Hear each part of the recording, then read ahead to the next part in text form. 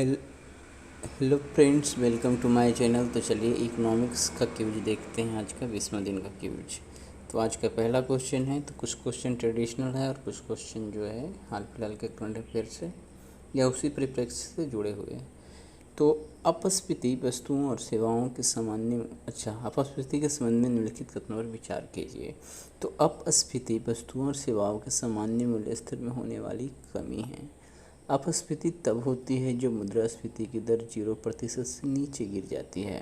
तीसरा है, अपस्फीति आमतौर पर तब होती है जब आपूर्ति कम होती है और मांग अधिक होती है। तो ध्यान देना है कि पहला कथन और दूसरा कथन सही है, ठीक है ना। लेकिन अपस्फीति आमतौर पर तब होती है जब आपूर्ति अधिक होती है और मांग कम होती है। उस स्थिति में वस्तु बिकता नहीं है और फिर उसका मूल्य घटता है, ठीक है ना। तो इस स्थिति में अपस्फीति होता है तीसरा के कारण हाँ, तो गलत कौन सा है ये ढूंढना है। तो दो कथन तो सही था, तीसरा गलती था, इसलिए केवल एक सही है, ऑप्शन ए करेक्ट हो जाएगा। चलिए आगे देखते हैं। करें उद्यम असिस्ट पोर्टल के बारे में निम्नलिखित कथनों पर विचार कीजिए। तो इस प्लेटफॉर्म का मुख्य उद्देश्य एमएसएमई क्षेत्र से जुड़े लोगों को कौशल विकास प्रदान करना है। दूसरा है, यह प्लेटफॉर्म भारतीय लघु उद्योग विकास बैंक यानी सिडबी द्वारा विकसित किया गया है। तो ध्यान देना है कि दूसरा कथन तो सही है, गलत कथन ढूंढना है। तो पहला कथन गलत है। इस प्लेटफॉर्म का मुख्य उद्देश्य है प्राथमिक क्षेत्र में ऋण में लाभ पहुंचाना, ठीक है। तो ये गलत हो गया, पहला तो केवल एक गलत होगा, ऑप्शन ए, ठीक है।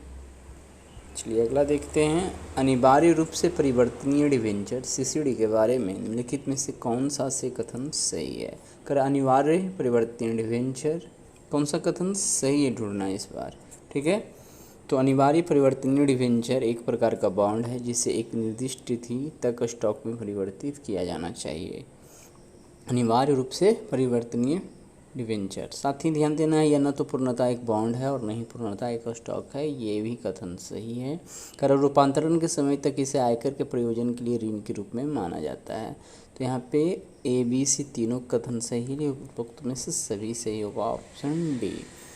आगे है, विदेशी ब्रोकरेज की राजकोषीय स्वास्थ्य रिपोर्ट में कौन सा राज्य शीर्ष पर है। तो आंसर होगा ऑप्शन बी, महाराष्ट्र।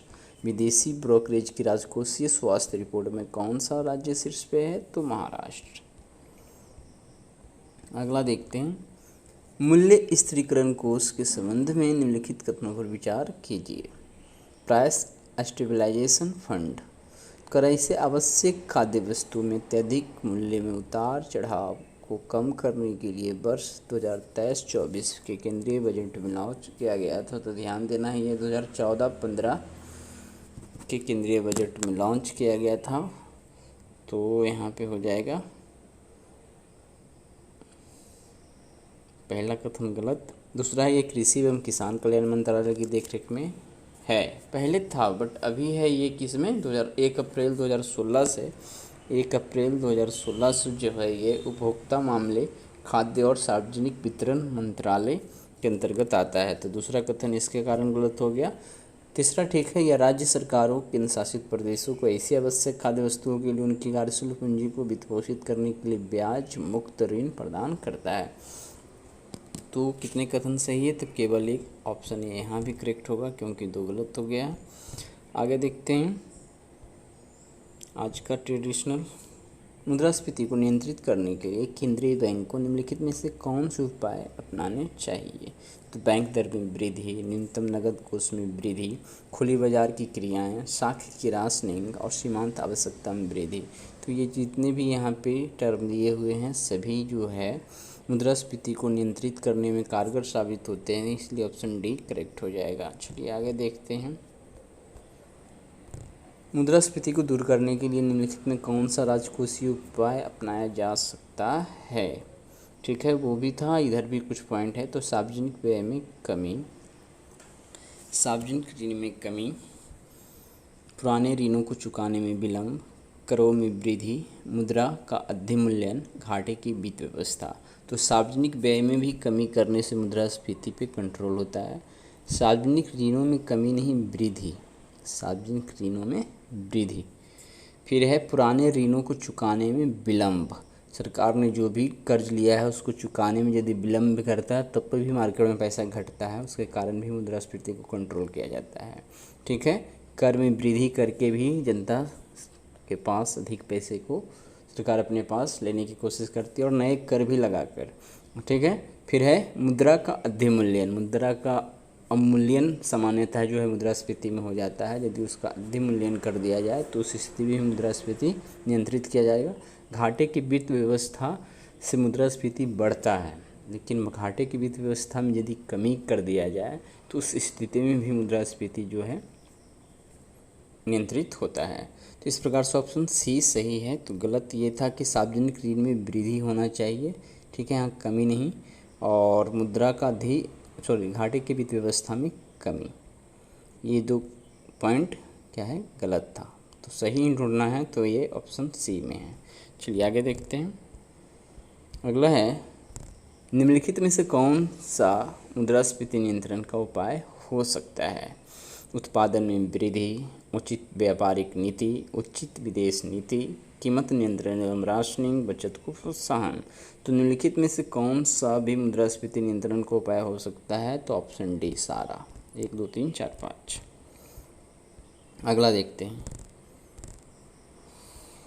कर आर्थिक विकास पर मुद्रास्फीति का अनुकूल प्रभाव निम्नलिखित में से क्या हो सकता है? आर्थिक विकास पर मुद्रास्फीति का अनुकूल प्रभाव निम्नलिखित में से क्या हो सकता है? तो मुद्रास्फीति का कुछ अनुकूल प्रभाव यानी पॉजिटिव प्रभाव भी हो सकता है। तो होता क्या है यहाँ पे, उत्पादन में कमी नहीं वृद्धि होता है। तो पहला कथन तो ये गलती हो गया। ठीक है, फिर है आय का पुनर्वितरण होता है, ये कथन सही है। पूंजी निर्माण का साधन बनता है, ये भी ठीक है। विदेशी निवेश में कमी नहीं वृद्धि, मुद्रास्फीति के समय में विदेशी निवेश में क्या होता है? वृद्धि होता है। तो यहाँ कमी नहीं, तो आपका फिर स्वभुगतान सही है। उत्पादक साधनों की गतिशीलता, ये भी सही है। तो इस प्रकार से हमने देखा कि 1 और 4 गलती होने के बाद ऑप्शन बी जो है सही हो जा रहा है, यानी सही, यानी कि आर्थिक विकास पर मुद्रास्फीति के अनुकूलन प्रभाव निम्नलिखित में क्या हो सकता है? तो वो चारों, और ये भी हो जाएगा उत्पादन में यदि वृद्धि कर देते हैं तो। ठीक है, अब विदेशी निवेश में कमी नहीं वृद्धि, तो अनुकूल प्रभाव कहलाएगा। अगला है निम्नलिखित में से कितने मुद्रास्फीति के प्रभाव हो सकते हैं? मुद्रा विस्फीति, ठीक है ना, या उसी को बोलते हैं डिफ्लेशन या अस्फीति। तो यहाँ पे है सामान्य जनता को हानि, उद्योग तथा व्यापार को आघात, कृषकों को लाभ, मजदूरों को हानि, नौकरी पेशा वर्ग को लाभ, सरकार की आय का कम होना। तो ध्यान देना है कि निम्नलिखित में से कितने मुद्रा विस्फीति के प्रभाव हो सकते हैं। तो सामान्य जनता को क्या होता है? लाभ होता है यदि मुद्रास्फीति को उल्टा होता है तो। ठीक है, फिर है उद्योग तथा व्यापार को आघात होता है, कृषकों को लाभ नहीं हानि होता है। ठीक है, मजदूरों को हानि होता है, सही है। नौकरी पेशा वर्ग को तो लाभ होता है, लेकिन यहाँ एक टर्म कंडीशन है, यहाँ पे लाभ लेकर चलेंगे। बट यदि क्या होता है, मुद्रा विस्फीति होती है, उस स्थिति में तो शुरुआती में जो है नौकरी पेशा वर्ग को लाभ होता है, लेकिन जब छटनी होने लगता है तो उस स्थिति में हानि भी होता है, लेकिन सामान्यतः लाभ ही होता है। सरकार की आय का कम होना, तो यहाँ हमने देखा कि कितने प्रभाव हो सकते हैं, क्वेश्चन में कितने प्रभाव हो सकते हैं। तो ये तो पहला गलती हो गया था और दूसरा गलती हो गया था, नहीं सॉरी, एक और गलती ये हुआ था कृषक को हानि, 5वां तो सही ही है ना। इसको फिर से, पहला गलती है और तीसरा गलती है, तो उसके बाद भी 4 सही रह जाता है ना, 2 गलत होने के बाद, तो केवल 4, ऑप्शन सी करेक्ट होना चाहिए। ठीक है, तो इस प्रकार से हमने आज 10 क्वेश्चन जो है इकोनॉमिक्स से देख लिया। तो कल मिलते हैं साइंस के क्वेश्चन के साथ। ठीक है, तब तक के लिए हमारे चैनल पर बने रहें, वीडियो देखते रहें। धन्यवाद।